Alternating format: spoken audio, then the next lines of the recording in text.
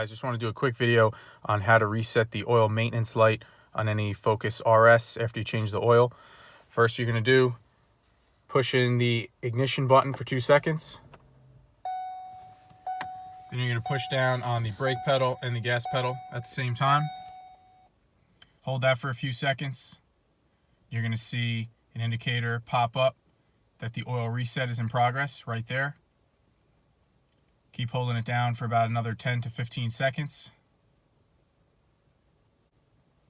And you'll see a new message pop up that the oil reset is complete. Take your feet off the pedals, push the ignition,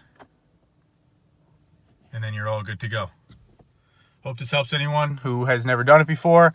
I just did my first oil change. Everything's going really good with the car, really loving it.